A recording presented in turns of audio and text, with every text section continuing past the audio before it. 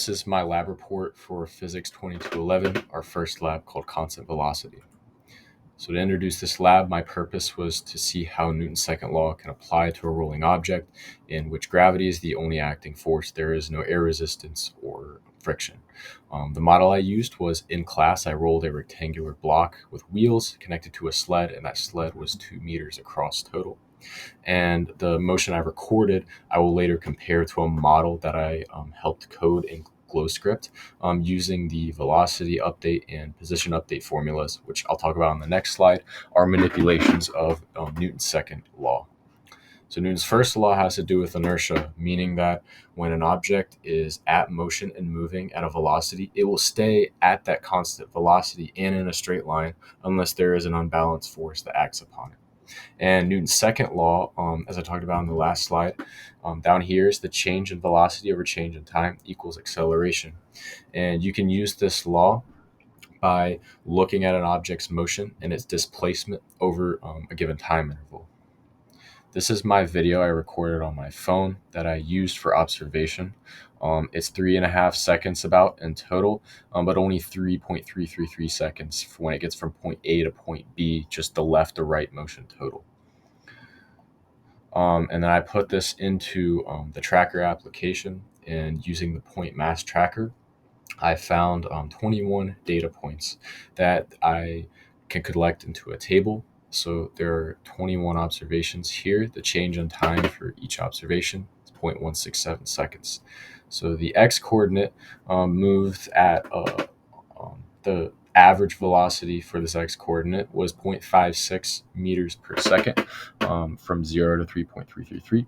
And the y looks scary, but these are all very close to 0, as I was really only tracking the horizontal movement. I didn't mean to go above the x-axis, but I kind of did a tiny bit with the tracker.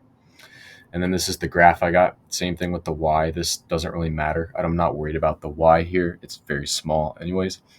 The x is what's more important, the time versus x coordinate, which it's linear, which is good because we want a slope, a constant slope at all times, meaning constant velocity.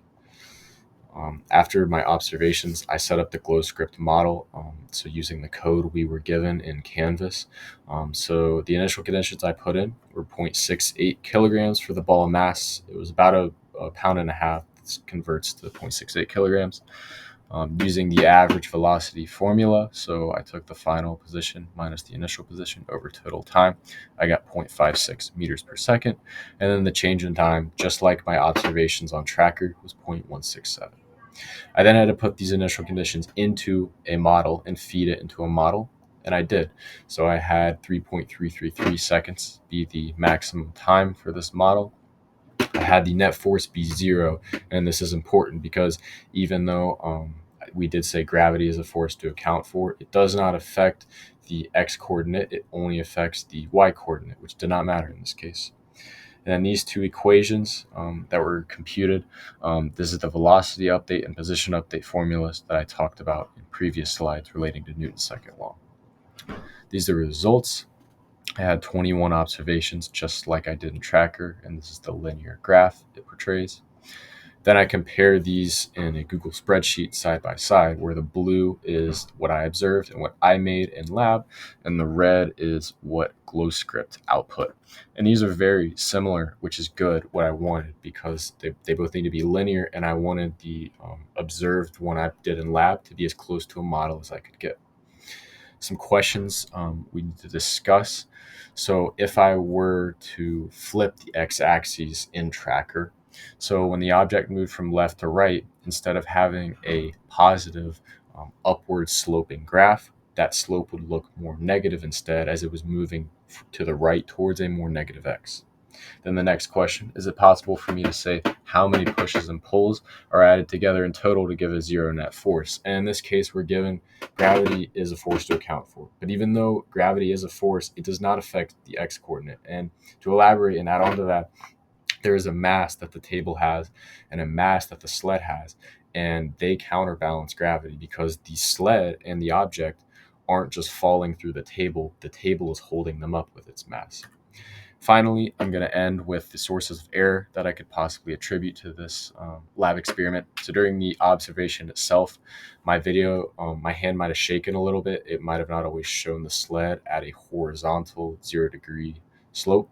And then the object might have been pushed too hard by my fellow classmate, which could result in acceleration or deceleration. For the tracker itself, calibrating the 2 meter stick might be a little off. I try to make it as precise as possible. And tracking in the center of the object, I try to track in the center each time, but it might have not been in the center each time. And that's all. So thank you.